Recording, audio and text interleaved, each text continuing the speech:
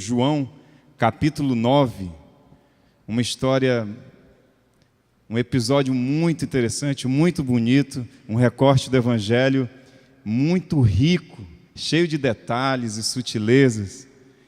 Evangelho de João, capítulo 9, nós vamos ler todo o capítulo, são 40 versículos, 41. Na verdade é 9. João capítulo 9. Só virar de cabeça para baixo.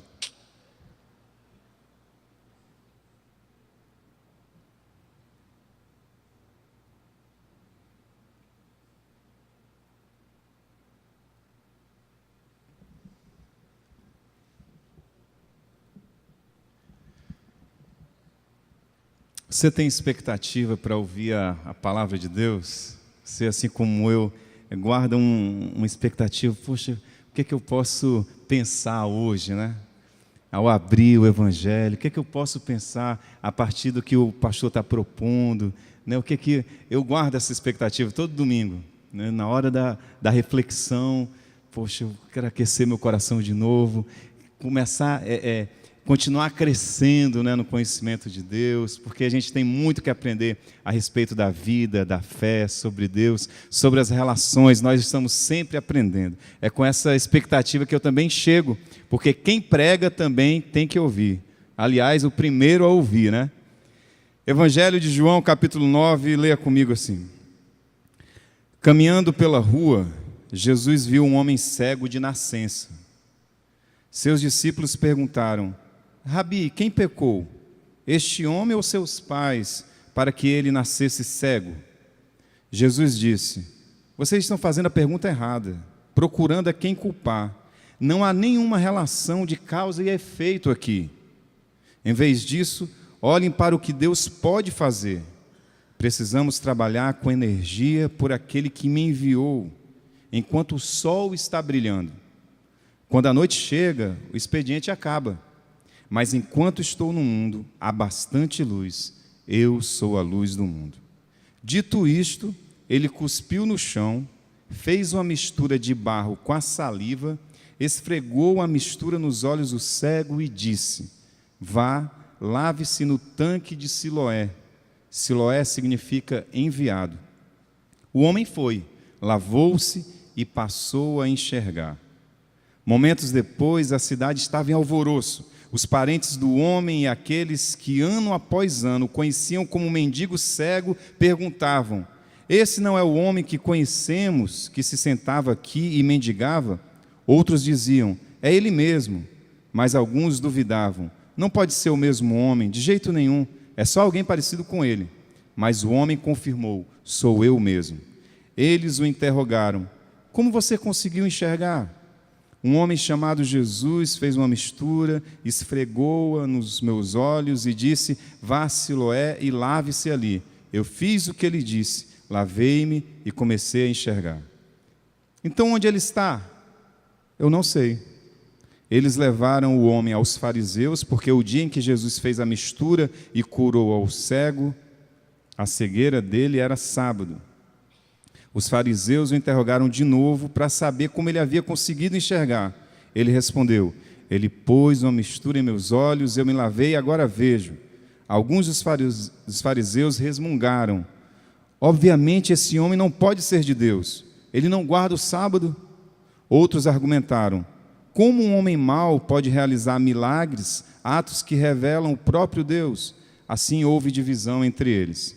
Eles voltaram a interrogar o cego: você é o perito aqui, ele abriu os seus olhos. O que você tem a dizer sobre isso? Ele disse: ele é um profeta.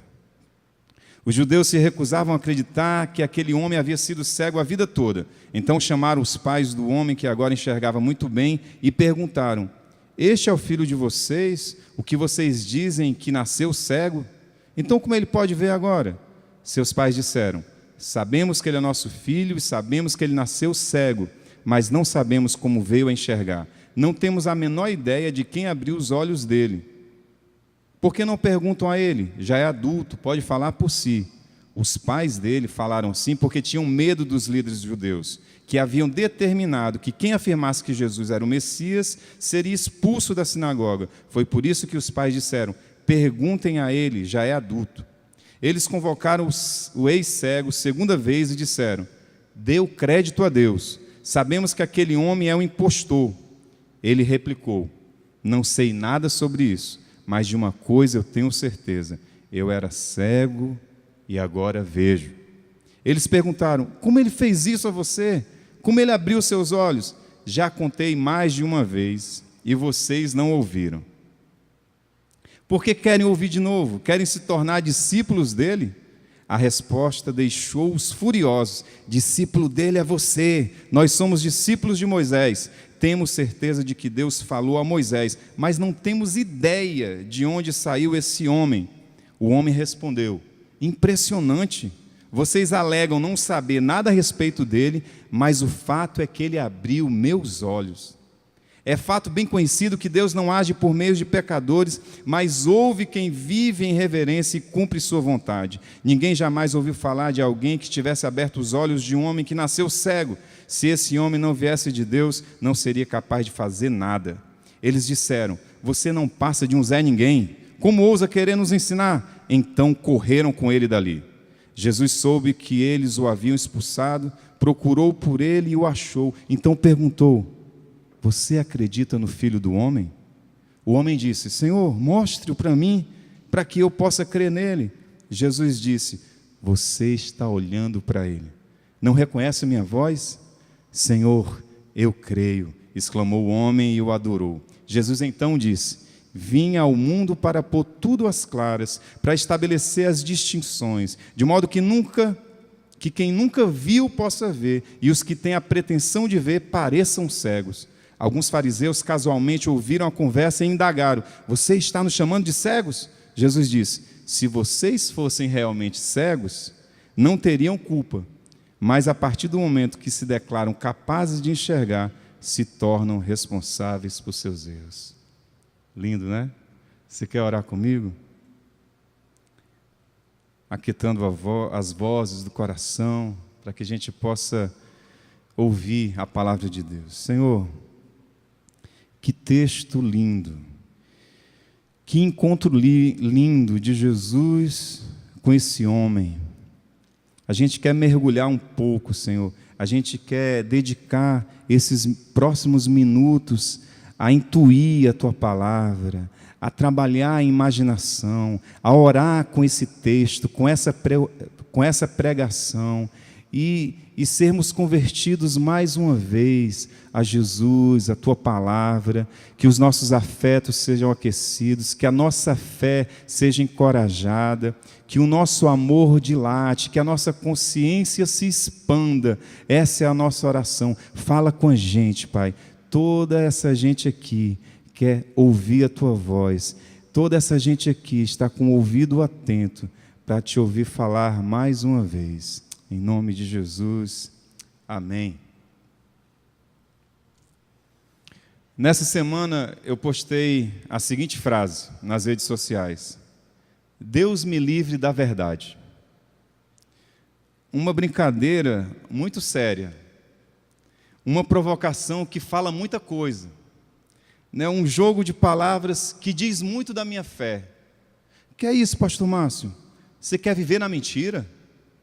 Que é isso? Você tem algo para esconder? Que é isso? Deus me livre da verdade. Essa é a primeira reação à minha frase, né? E a mais fácil. Mas calma, longe disso. Pelo contrário, é exatamente porque eu não quero viver na ilusão que eu fiz essa frase. É porque eu quero ser honesto comigo mesmo e reverente aos mistérios da vida, de Deus e da fé, que eu cunhei essa frase: Deus nos livre da verdade. Agora, mais que isso, a frase Deus me livre da verdade é a minha oração e a minha esperança, que tenha fim, gente, a intolerância religiosa, os discursos de ódio, a homofobia, a pregação sensacionalista, A minha oração, essa frase é a minha oração, para que acabe de uma vez por todas, sabe com o quê? Com essa raiva e essa truculência religiosa. Por quê? Não se enganem, essa raiva religiosa nasce exatamente de quem se acha detentor da verdade. Se achou detentor da verdade, o cara fica com um discurso odioso. É incrível. Ninguém dá conta de uma verdade absoluta. Ora, toda verdade requer interpretação, contextualização, reedição, ampliação. Portanto, tem que ser flexível, tem que ser relativa e, se precisar, há de ser superada. Verdade absoluta é inimiga da vida. Lembre-se comigo, em nome da verdade, já fizemos horrores. Você concorda? Guerras santas, a fogueira da Inquisição, a guerra no Iraque, as cruzadas. Em nome de convicções, famílias foram destruídas, relacionamentos destroçados. Em nome de uma verdade, amizades foram desfeitas. Provar que está com a verdade é a ocupação de muitos teólogos, de muita gente também nas academias, nas universidades, na política, na ciência e nas redes sociais. Você já viu nas redes sociais gente querendo provar que está com a verdade? Nas redes sociais é que é mesmo essa ocupação e essa brincadeira, né? Curioso, em Jesus nós não vemos essa ocupação. Jesus não está interessado em empurrar a goela abaixo alguma verdade. Jesus não está interessado em defender uma verdade. Aliás, quando Pilatos perguntou o que é a verdade, vocês se lembram desse encontro com Pilatos? Pilatos perguntou a Jesus, o que é a verdade? Jesus respondeu com um profundo silêncio. Pense no mestre. Por quê? Porque Jesus não tinha convicções? Não, mas por reverência, humildade e honestidade. Porque verdade para Jesus é uma construção enquanto a gente caminha. Gente, uma palavra, uma frase, uma tese, não dão conta de abarcar os mistérios todos da vida, aqui no Brasil, no Japão, China, Itália, uma verdade absoluta e universal, não dá conta. É óbvio que cada um de nós tem um conjunto de verdades. Você tem um conjunto de verdades, né, convicções, tradição familiar, que forma a nossa cosmovisão, e a partir daí a gente faz escolhas, e a partir daí a gente planeja o ano 2018, e a partir daí a gente organiza a vida, não é verdade? Calma, claro, senão ia ser uma confusão. A gente precisa de um mínimo de organização, de uma bagagem, de uma cosmovisão, para a gente fazer escolha e organizar a vida. Mas, não sei vocês, muitas vezes somos engodados pelas nossas próprias verdades. Somos encurralados pelas nossas convicções, muitas vezes. E aí eu pensei, ao invés de se cumprir a frase de Jesus, conhecereis a verdade, e a verdade vos libertará, muitas vezes ficamos presos com essa verdade, atrofiados em nossas capacidades, com a consciência encurtada, prazeres castrados e impedidos de amar. Eu adoro o texto que nós lemos essa noite. Pela poesia, pelos trocadilhos, pelas sutilezas, o autor escolheu as melhores palavras que têm a ver com voltar a enxergar, luz, iluminação, dia, as claras, e também o contrário, né? Breu, escuridão, cegueira. Jesus é um mestre aqui das palavras, eu adoro esse texto. Na cura do cego, não é difícil enxergar uma reedição do Fiat Lux. Sabe o que é o Fiat Lux? O haja luz, lá no Gênesis, quando Deus disse, haja luz. Eu vejo uma reedição do Fiat Lux aqui no texto que a gente leu. Na cura do cego, Jesus usa barro, saliva, hálito, água e luz. O escritor Jean-Yves Leloup diz que esse gesto foi um beijo de Deus. Bonito isso, né? A cura do cego foi um beijo de Deus naquele homem. Mas eu vejo aqui o nascimento de uma nova humanidade. Qual seria? Quem sabe uma humanidade que não se garante apenas pela visão, pelo sentido da visão. Como vocês sabem, o sentido da visão é responsável por cerca de 75% da nossa percepção do mundo. A gente percebe o mundo muito pela visão. A visão, portanto, está associada a essa atividade de fichar o objeto, de classificar, de dominar o objeto de estudo. Eu vi, logo eu sei. Eu conheço as dimensões, a cor, a consistência. Eu vi, eu tenho certeza. Parece que há uma tirania da visão sobre os demais sentidos. O olfato, o paladar, a audição, o tato, mas eu tenho uma desconfiança que a fé é acessada melhor pela via da audição, sabe? Pela via do tato. A fé tem mais a ver com a visão de dentro do que com a visão de fora. Eu quero propor que esse novo Fiat Lux dá a luz a homens e mulheres que, como cego, são guiados por uma voz intuitiva, que tateiam sim no escuro, mas tenham intuição sobre o divino, como nós veremos.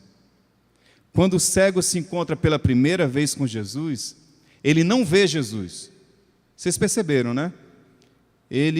Jesus tem um gesto ali, passa aquele barro nos seus olhos e o homem vai lavar em Siloé. Quando ele volta enxergando, Jesus não está mais lá. Ele não viu Jesus. Ele apenas é tocado por Jesus, sente o seu cheiro e ouve a sua voz. Então, para mim, os descendentes desses cegos serão pessoas guiadas pela fé e não por aquilo que veem, como o apóstolo Paulo falou em 2 Coríntios. Essa nova humanidade que o cego dá à luz será movida por afetos e não conceitos, encontros e não sistemas, experiências e não verdades. Parece que o verso 41, acompanhe comigo, me permite pensar assim: olha só, se vocês fossem realmente cegos, não teriam culpa, mas a partir do momento que se declaram capazes de enxergar, se tornam responsáveis por seus erros. Percebam, em outras palavras, se vocês não fossem tão obcecados pela verdade, tão confiantes na classificação que seus olhos fazem, a sua fé seria melhor. Enxergue menos e ouçam mais. Parece que é isso que Jesus diz. E aí eu lembrei do episódio de Tomé com Jesus, se lembram? Que para crer, Tomé disse que tinha que tocar e ver Jesus. E aí Jesus docemente faz isso. Toca aqui, mas fala: bem-aventurados os que não viram e creram. Quem vê, ouve pouco. Quem vê, sabe muito, mas ouve pouco. Por isso a minha oração: Deus nos livre da verdade, Deus nos livre de ver. E aí a primeira ideia que eu quero compartilhar com vocês é essa: entre amar e ser fiel às convicções, melhor é amar. É óbvio, né? Parece simples, mas como a gente se enrola com isso aqui. Fica evidente no texto que lemos que a preferência dos fariseus é o quê? A tradição, a sua verdade. Os religiosos preferiam a tradição em detrimento das pessoas. Por serem fiéis à tradição, às normas, à etiqueta, os dogmas, passavam por cima das pessoas. Como vimos, eles ficaram indignados porque a cura do cego se deu no dia de sábado, que para os judeus é um dia sagrado, não pode trabalhar, não pode nem fazer o bem, escandaloso.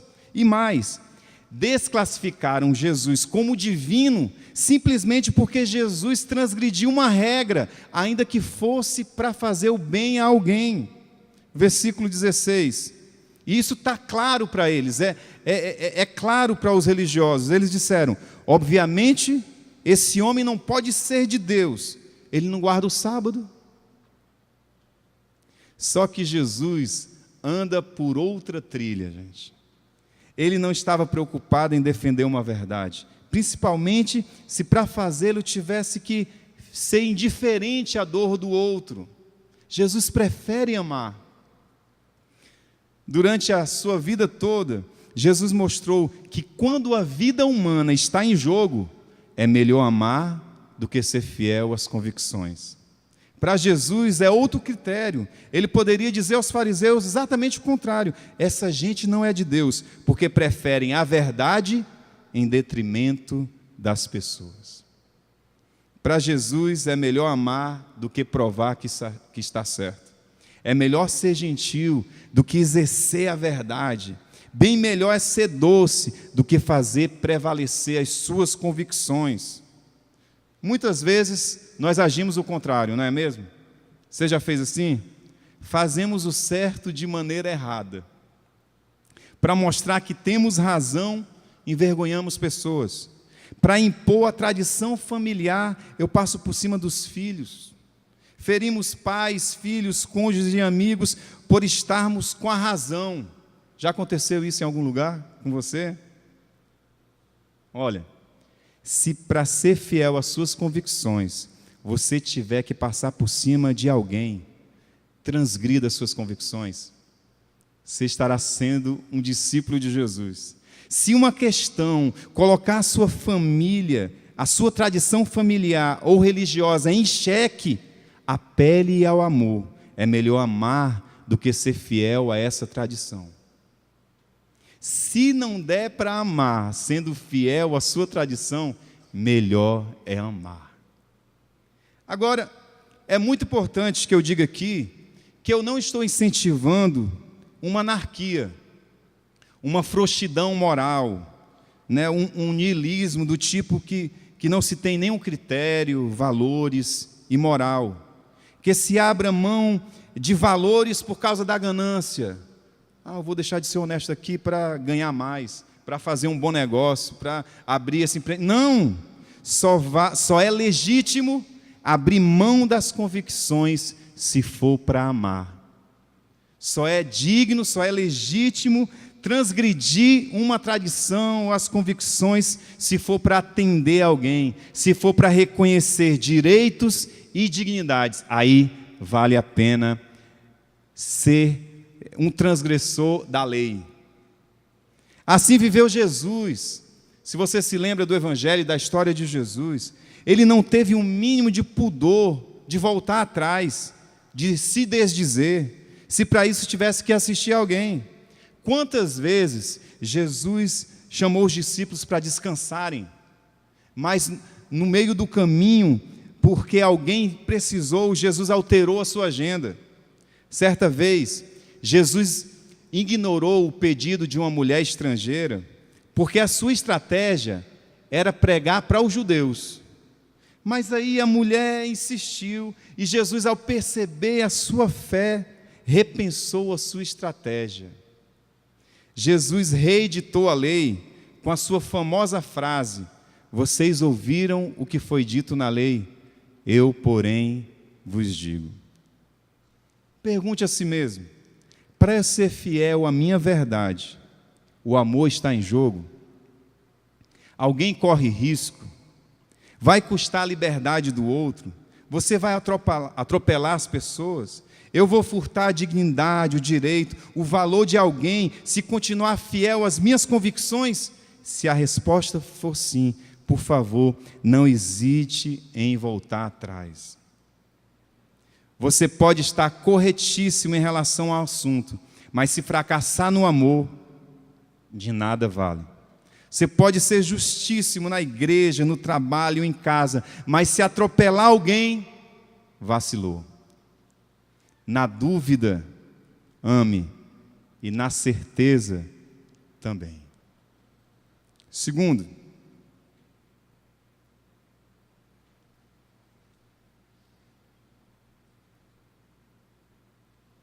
o cristão é mais do que um emissário da verdade. Ele é um agente do bem.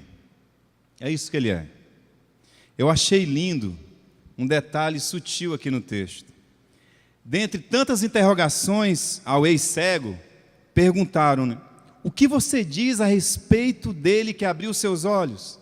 Simplesmente o cego respondeu: ele é um profeta. Eu imagino o frisson naqueles fariseus, um profeta, ouvindo a declaração desse cego. A declaração mais simples, gente, e ao meu ver mais acertada, verdadeira, surgiu de um homem que não sabia nem bem quem era Jesus, onde ele estava e sequer viu o rosto de Jesus. Ele é um profeta. E aí eu não tive como não lembrar de um verso do Chico Buarque, na canção Choro Bandido. O verso é assim: saiba que os poetas, como os cegos, podem ver na escuridão. Os cegos veem na escuridão. Ele intuiu o divino em Jesus, ainda sendo cego. É que o ex-cego, gente, não tinha sido domesticado pela religião. Só quem não está viciado com os dogmas, com as crenças, com o sistema religioso, pode ter uma revelação como essa. Só quem não foi dominado pela verdade reconhece o divino na terra. Mais que isso, o ex-cego faz uma associação.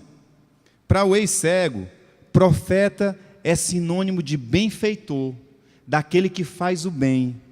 Divino para o cego é aquele que ajuda as pessoas. Nascido de Deus para o cego é aquele que usa de compaixão. Veja o versículo 25. Se ele é um pecador, o cego falando, se ele é um pecador ou não, eu não sei. Todavia, uma verdade eu sei. Eu era cego, agora eu vejo. É como se ele dissesse: eu só sei que ele me amou, prestou atenção em mim. Esse homem que mal eu sei o nome, me fez o bem. Ele só pode ser profeta. É esse o raciocínio desse homem. No versículo 33, se esse homem não viesse de Deus, não poderia fazer obra alguma. O ex-cego, intuitivamente, associa o divino com a compaixão. Para ele, profeta não é aquele que empurra goela abaixo uma verdade, mas é aquele que ama. Para o cego, um profeta não é aquele chato que ameaça o outro de ir para o inferno se não consumir a sua verdade. Para o ex-cego, profeta é aquele que faz o bem. O que nos identifica com Jesus é a compaixão. A característica de um cristão não é se ele maneja bem a verdade, mas se ele ama. Por isso, não faz o menor sentido para mim o discurso odioso de alguns religiosos. Faz para você esse discurso truculento, essa raiva, essa pregação ranzinza? Isso é apego à verdade. Um profeta, aquele que é de Deus, um missionário, um cristão, é antes de tudo um benfeitor, aquele que se compadece das pessoas, que lembra dos esquecidos, que dá voz àqueles que estão emudecidos, fora de casa, dentro de casa, nas ruas ou vizinhança, longe ou bem perto de você. Esse que faz o bem é nascido de Deus, é cristão, é discípulo de Jesus. E muitas vezes não precisa nem falar, não precisa nem de palavras. Como Francisco de Assis escreveu: pregue o evangelho em todo tempo, se necessário, use palavras. É isso.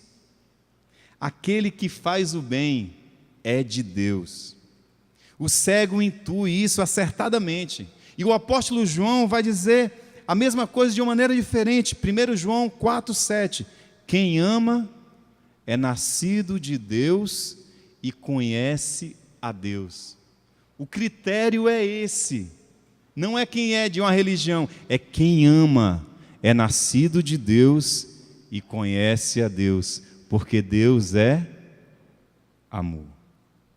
Nascido de Deus não é aquele que decorou um conjunto de normas e sabe repeti-las. Nascido de Deus não é aquele que entrou para uma determinada religião. Nascido de Deus é aquele que tem compaixão. Por último,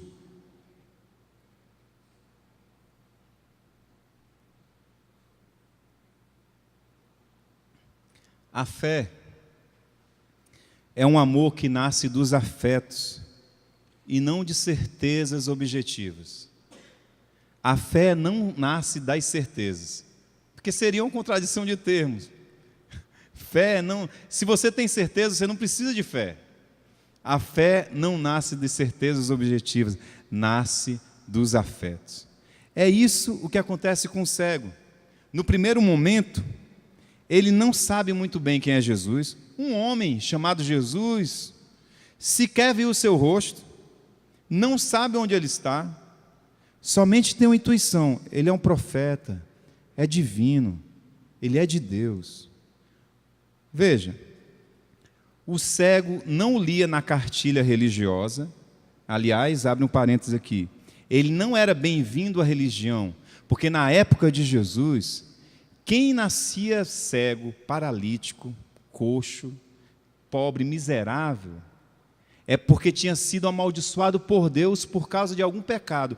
Esse era o entendimento, inclusive com os discípulos de Jesus. Vocês perceberam aqui, no começo, porque os discípulos de Jesus perguntam para ele: mestre, quem pecou, ele ou seus pais, para que ele nascesse cego? Porque era um entendimento daquela época. Nasceu assim, só pode ter sido amaldiçoado por Deus, só pode ter um pecado nele ou na família dele, no avô, no tataravô. Esse era o entendimento. Por isso, todos os miseráveis, cegos, paralíticos, leprosos, eram excluídos não somente da religião, mas da cidade. Ficavam na periferia da vida.